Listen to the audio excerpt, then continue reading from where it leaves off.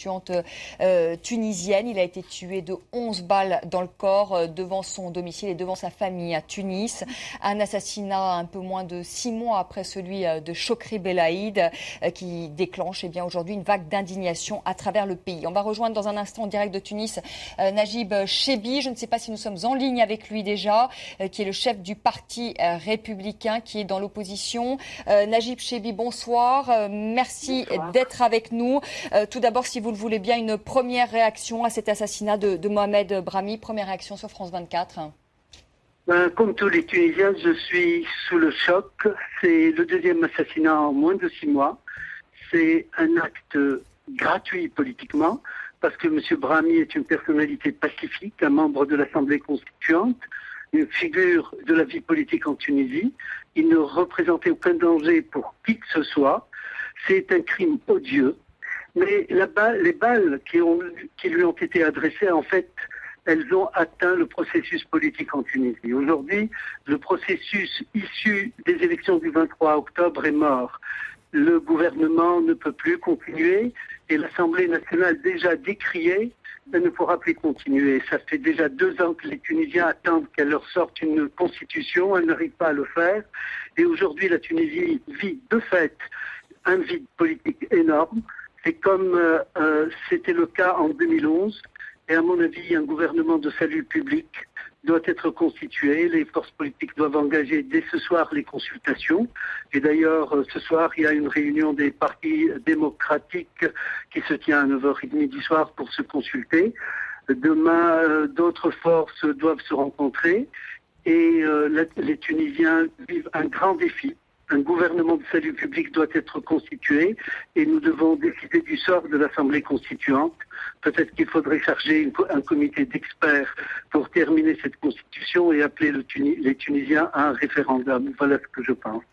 Najib Chebi, encore une question. Qui avait intérêt à cet assassinat? On a évoqué ce soir sur le plateau les islamistes d'Ennahda. En tout cas, c'est la famille de Mohamed Brahmi les accuse de cet assassinat. D'autres parlent des forces de l'ancien régime ou des islamistes radicaux. Quelle est la piste, la thèse que vous privilégiez?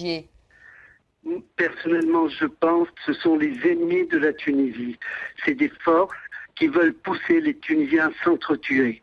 Donc je ne peux pas aujourd'hui porter un nom, mais je rends le gouvernement responsable parce que pendant 6 mois, il n'a pas voulu faire la lumière sur les assassinats de Chokri Belaïd. On savait qu'ils allaient repasser à l'action. On ne savait pas qui ils allaient atteindre. On ne connaît pas leur plan. Le gouvernement, où il est incapable et il n'a pas d'informations et il doit partir, où il a des informations qu'il a retenues, c'est encore plus grave. Donc, le gouvernement est responsable. Le gouvernement n'a jamais fait la lumière sur le phénomène terroriste en Tunisie. Nous assistons en spectateurs impuissants aux événements qui se passent dans notre pays. Les armes circulent, les foyers de guérilla existent, des agressions sont perpétrées à l'égard des artistes, des personnalités publiques, des meetings, des restaurants, des bars, etc. Et le gouvernement est impassible. Aujourd'hui, ce gouvernement ne peut plus rester. Il est responsable de la dégradation de la situation sécuritaire de notre pays. Ça, je sais qu'il est responsable. Maintenant, qui a commandité, qui a exécuté cet acte, je ne pense pas que je puisse, en l'état des informations, d'adresser une accusation quelconque à l'égard de quelque force politique que ce soit. Merci beaucoup, Najib Chebi, d'avoir été avec nous. Vous voulez poser une question à Najib Chebi? Allez-y, Yassine Ayari. Monsieur Najib, la responsabilité du gouvernement est discutable, donc appeler qu'il parte ou qu'on le modifie, on le comprend. Mais de là à mettre la responsabilité de l'ONC, en quoi dissoudre l'ANC et stopper le processus peut arrêter les assassinats? Est-ce que demain, après, si on fait une élection, chacun prend une arme et tue 2-3 personnes, et voilà, on dissout l'ANC? Quand on a tué Kennedy, on n'a pas dissous le Congrès. Quand on a tué le Sadat, on ne touche pas à ça. L'ANC, il fait des lois. Vous êtes membre dans cette ANC et donc responsable pour le retard qu'il est. Je vous rappelle que votre présence à l'ANC est de moins de 10% dans cette ANC. Donc vous êtes aussi responsable autant que les autres. Je pense que le gouvernement responsable, ça peut se discuter. Mais de là à essayer de torpiller l'expérience démocratique, dissoudre l'ANC, et c'est une manière pour les gens qui savent qu'avec les élections, n'arriveront jamais au pouvoir. Et donc du coup, ils veulent de n'importe quelle manière stopper ce processus et trouver une autre manière pour gouverner, le consensus ou le salut national, où des gens qui ont 5 000 et 3 000 voix arrivent à gouverner, sachant qu'avec les urnes, ils n'arriveront jamais. Donc, Najib le rapport Chebi, avec est-ce que vous pouvez répondre, si vous êtes encore avec nous, à Yacine Ayari, qui disent que finalement vous avez aussi une responsabilité parce que vous êtes aussi membre de l'ANC et que finalement on tue quelqu'un, on assassine quelqu'un. Est-ce que ça veut dire remettre en cause totalement le processus politique? Oui, écoutez, j'ai passé au moins 4 semaines à faire le tour des leaders politiques.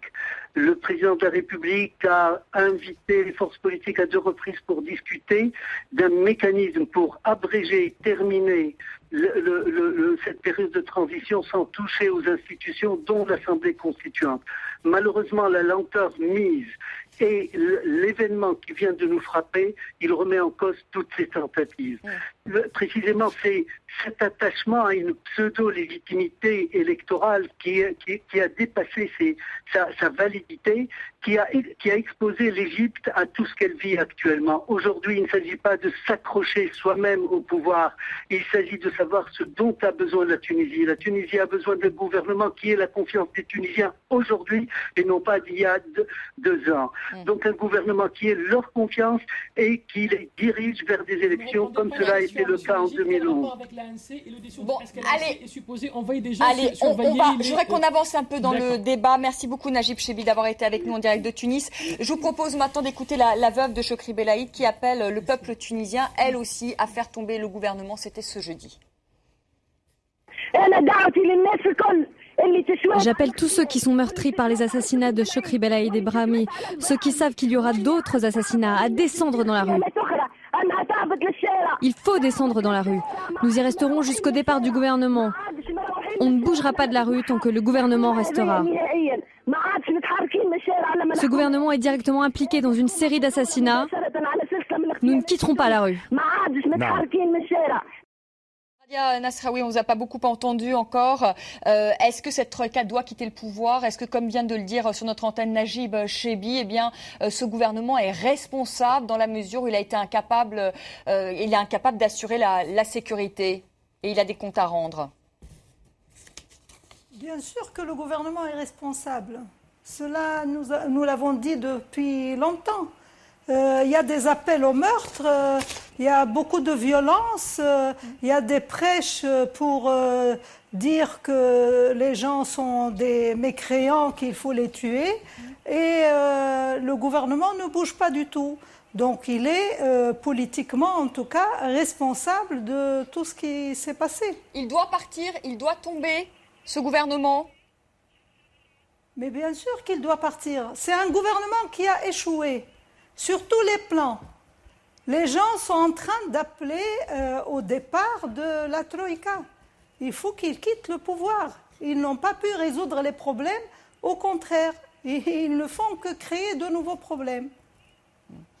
Donc vous êtes d'accord avec Najib Chebi finalement quand il appelle à un gouvernement de salut public qui serait une sorte donc de gouvernement d'union nationale? Oui, vous voulez réagir? Je crois que c'est une revendication de la plupart des Tunisiens et des Tunisiennes maintenant. Personne n'a demandé l'avis des Tunisiens et des Tunisiennes. Je pense que c'est l'avis d'une partie de la classe politique qui a des messages à passer aux quelques affaires. Personne n'a demandé l'avis des Tunisiens. Et si jamais sous ce gouvernement d'unité nationale, quelqu'un tue un autre politicien, on fait quoi? On ne va pas jouer à ça. Les meurtres, ça existe partout. Quand on a tiré sur Chirac il y a quelques années, on n'a pas... Cette rhétorique est insupportable. Martine Gozlan. Allez, Martine Gozlan. Tradition tunisienne, les meurtres. Donc, chaque fois que je veux tomber un gouvernement, je tue quelqu'un. Martine Gozlan. Est-ce qu'il y a un gouvernement au monde qui a arrêté les meurtres? Est-ce qu'il y a un seul gouvernement au monde qui a arrêté les meurtres? Allez, on laisse parler Martine Gozlan vous répondre. Il faudrait quand même que les téléspectateurs de France 24 puissent entendre quelque chose et puissent comprendre. Lorsque nous débattons, tout est bien, mais lorsque vous dites que tout est dans tout et que tout se vaut, ça n'a rien à voir. Je voudrais revenir sur les raisons profondes de la colère, du désespoir qui jette à nouveau... Vous n'êtes pas tunisienne, vous allez en Tunisie en vacances. Je ne suis pas tunisienne, monsieur, mais j'ai suivi depuis très longtemps ce qui se passe en Tunisie. Vous n'êtes pas tunisienne. De Paris, non. Donc, du coup, mais Naïla Wardi pourra peut-être étayer les propos parce qu'elle est tunisienne. Écoutez, cet ostracisme jeté sur l'autre, et sur l'autre précisément qui s'est toujours tenu dans ces...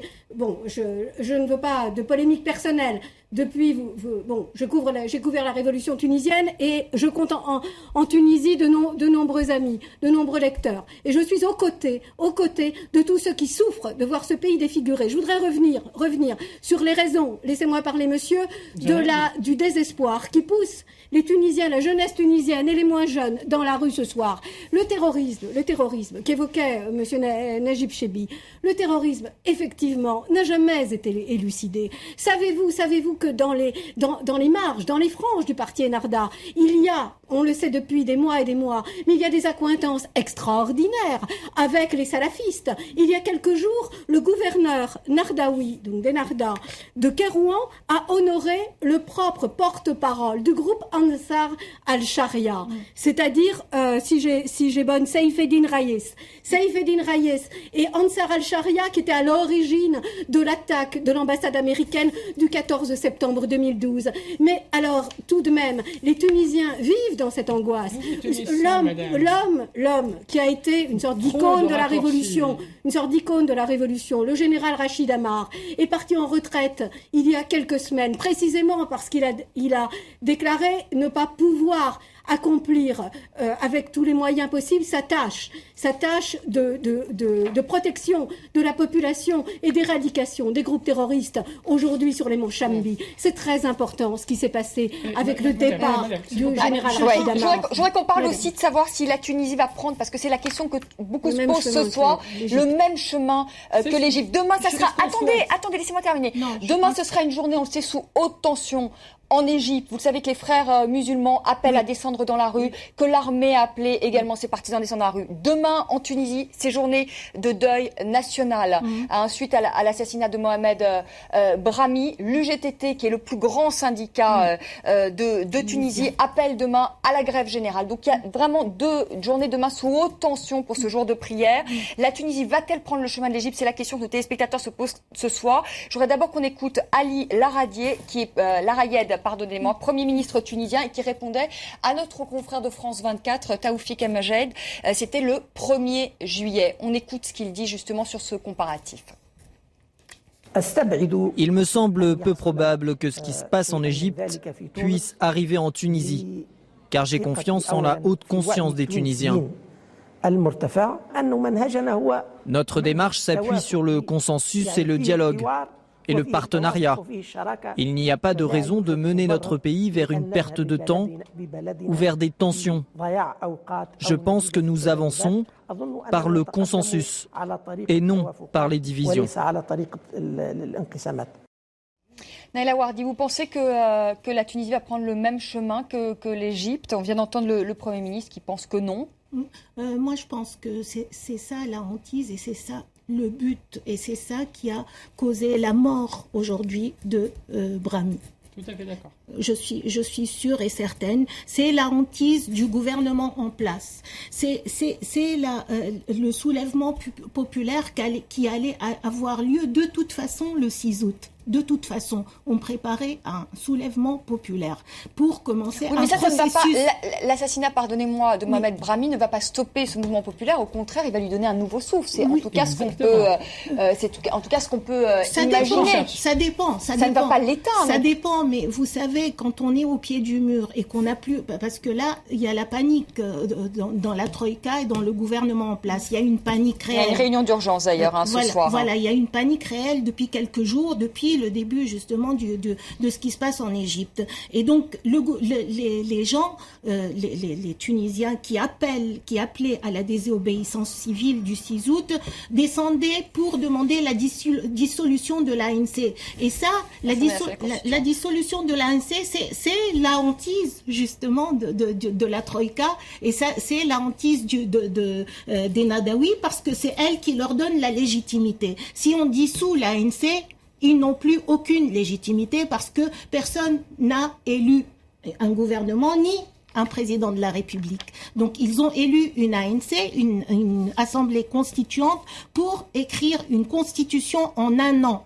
La légitimité de l'ANC, vu bien sûr l'enlisement de la Tunisie, l'économie, de tout, socialement et tout, donc les gens voulaient sortir pour dire l'ANC, stop, vous n'avez pas fait votre travail pendant un an, nous maintenant, nous voudrions dissoudre cette ANC. C'est un peu un parallèle finalement qu'on peut faire aussi avec l'Égypte, où les Égyptiens se descendaient dans la rue en disant voilà Mohamed Morsi, on vous a donné un an et rien n'a été fait, on est redescendu dans la rue. Cette réaction d'un internaute, les Tunisiens, ne laissez pas le syndrome égyptien vous atteindre, évitez l'instabilité. Yacine Ayari, c'est ça aussi peut-être un ras-le-bol aussi aujourd'hui de la population tunisienne, comme on a pu le voir, de la population égyptienne, où on voit bien que l'économie est toujours au plus bas, qu'il y a des problèmes de sécurité, le sociaux. C'est pas un ras-le-bol des Égyptiens. Si vous voyez aujourd'hui les vrais vidéos de ceux qui soutiennent Morsi, ils sont beaucoup plus nombreux. Ils sont sous les balles. Il n'y a pas l'armée qui leur distribue du jus. Pardonnez-moi, j'ai été en Égypte. Je suis allée à Nasser City. Ils n'étaient pas aussi nombreux qu'ils étaient nombreux à une époque sur la place Tahrir. Vous avez vu l'armée leur distribuer du jus et des drapeaux alors qu'elle distribue des balles de l'autre côté. Donc quand on est protégé par l'armée, on a plus d'aisance à partir. Donc pour revenir à ce qu'a dit Madame, c'est pas l'hantise de la Troïka, c'est l'hantise de tout démocrate. Un démocrate profond pense que le seul moyen pour gouverner un peuple, c'est les élections. Il y a des gens qui savent qu'avec les élections, ils n'arriveront jamais au pouvoir et donc du coup, ils essayent de n'importe quelle manière de torpiller l'expérience démocratique. Et comment on gouverne les gens? On s'assoit dans des meetings et on choisit qui gouverne. Ils ont l'hantise de cette... Le soulèvement, c'est la hantise. Le soulèvement du 6 août. Le soulèvement de 6 août. Si vous dites à Maroc, avec tout l'argent qu'ils ont eu, ils n'ont réussi qu'à avoir 166 000 signatures. C'était un échec cuisant. Et donc, du coup, pour pouvoir pousser à ça, on avait besoin du sensationnel. On avait besoin d'une victime. On avait besoin du sang pour pousser une foule chauffée, pour chauffer sentimentalement les gens et leur pousser. Pardon. Les méthodes. Je vous ai pas coupé. Oui, allez, Yacine Ayari, rapidement. Oui, et pousser les gens à descendre dans la rue et faire ce qu'on n'a pas pu faire. Justement, on veut pousser vers le scénario de l'Égypte. On sait qu'on ne peut pas gouverner démocratiquement et donc, du coup, on veut pousser vers l'Égypte, on veut pousser pour faire prendre le pouvoir. On ne peut pas le faire avec les moyens. On a essayé Tamarot, on a essayé les médias, on a tout essayé, ça n'a pas marché et donc on a besoin du sang pour justement ces 166 000 signatures se deviennent 500 000 et on dit dans la boucle qu'il faut dissoudre l'ANC. Mais c'est incroyable parce que finalement quand je vous entends, et je vais vous donner la parole, Martine Gozlan, les uns et les autres, quand je vous entends, on a finalement ce même débat qu'en Égypte, ce problème avec la question de la légitimité où vous dites finalement ils ont été élus, ils sont arrivés par des urnes et c'est pas parce qu'il y a des meurtres et des assassinats qu'ils doivent partir, mais s'ils ont le même débat en Égypte sur la question de la légitimité et de l'autre côté on dit mais ils ont eu un an et ils n'ont rien fait. Après chaque élection on peut sortir des gens. C'est différent. Et si on fait la deuxième élection et c'est les islamistes qui gagnent encore. Le débat est le même qu'en Égypte. Est-ce que vous pensez, Martine Gozlan, qu'on va s'acheminer vers le même scénario en Tunisie? On s'achemine de toute façon, on voit qu'il y a une population qui ne peut plus supporter les islamistes. 166 000 sur 11 millions. Écoutez, monsieur. Allez, Martine Gozlan, très rapidement, parce qu'on arrive au terme de ce débat et on va rester Karim Yayari. 11 millions, arrêtez les termes vagues, bateaux. C'est pas une population, c'est 160 000 sur 11 millions. C'est pas une population, ça remplit même pas un train à Tunis. Vous êtes à une tribune d'un meeting d'un Ardaoui. Allez, les 19h50, c'est la fin de ce débat. Avec des chiffres. C'est les 19h50, c'est la fin de ce débat. Vous avez votre Ardaoui sous couvert d'indépendants. Oui, et sous couvert de blogueurs. Rappelons dans les c'est la fin de ce débat. C'est la fin de ce débat. On va tout de suite. Merci beaucoup Radia Nasraoui d'avoir été avec nous en direct de Tunis. Mille merci. Merci à tous les trois d'avoir participé également à ce débat. On aura l'occasion évidemment d'en reparler de la situation en Tunisie. Vous restez là parce que je vais rejoindre Karim Yayaoui et évidemment cet assassinat de Mohamed Brahmi. Eh bien, on en a beaucoup parlé aujourd'hui sur les réseaux sociaux. Karim. Alors, on en a beaucoup parlé. On a beaucoup partagé cette une du Huffington Post qui a lancé une version au Maghreb il n'y a pas très longtemps. L'assassinat de la République, c'est le titre qui a été choisi par le Huffington Post et c'est vrai que c'est l'idée qui est revenue beaucoup sur les réseaux sociaux. On a aussi beaucoup partagé ce dessin parce qu'aujourd'hui c'était une date particulière pour la Tunisie. On fêtait la République et on l'a fêté avec un drapeau de sang comme le montre ce dessin de presse qui était très partagé sur les réseaux sociaux. sociaux. Et des tweetos comme Inès Belaïba y ont vu un message clair, un message sanglant. Ça aussi, c'était une idée qui était très partagée sur les réseaux sociaux. Et puis parmi les réactions, il y a celle d'État Katol, le parti tunisien, qui est un parti social-démocrate, qui lui aussi parle d'une république qu'on a assassinée. Il parle de forces obscurantistes. Il dit on n'a pas besoin de savoir d'où elles viennent, mais chaque fois que nous voulons avancer, elles nous repoussent en arrière. Et ils évoquent aussi la nécessité d'une union sacrée, une union nationale. Et puis sur les réseaux sociaux... Parce que c'est le 25 juillet, c'était la fête nationale aujourd'hui en Tunisie. Exactement, c'était la fête de la République. Alors on a aussi beaucoup partagé des images comme celle-ci, une foule immense qui a accompagné l'ambulance qui emmenait le corps de Mohamed Brahmi. Et puis d'autres ont beaucoup partagé cette photo de sa femme qui a dû faire face, beaucoup l'ont signé avec dignité, à tous ces journalistes qui sont venus l'interviewer dans l'après-midi. Et puis je vais vous montrer aussi cette réaction. Alors évidemment, qui n'a pas fait le lien avec l'assassinat de Chokri Belaïd? Cette tweeto tunisienne écrit « J'arrive pas à croire que 6 mois après l'assassinat de Chokri Belaïd, on revit la même chose avec Mohamed Brahmi ». Elle parle de cauchemar. Et puis certains tweetaient cette image des deux hommes ensemble pendant une manifestation. C'est un tweet de Lamia. Évidemment, impossible de ne pas faire le lien entre ces deux histoires. Et puis d'autant plus que certains, comme Amal, qui tweet en anglais, explique que ça ressemble étrangement dans la façon dont ça s'est déroulé à ce qui est arrivé à Chokri Belaïd il y a quelques 6 mois. Et puis, évidemment, on apprenait hier que les autorités tunisiennes promettaient des révélations imminentes sur ceux qui ont assassiné Chokri Belaïd. Alors, on n'en sait pas beaucoup plus, on ne sait pas grand-chose de leur identité, mais en tout cas, le timing est particulièrement tragique. Au moment où on est censé nous apprendre qui a tué Chokri Belaïd, voici que tombe un autre opposant. Et puis, des images de manifestations, parce qu'il y en a déjà eu beaucoup cet après-midi, spontanées, comme ici, avenue Bourguiba, où on pouvait croiser justement la veuve de Chokri Belaïd, qui n'a pas de mots assez durs pour parler d'Ennahda.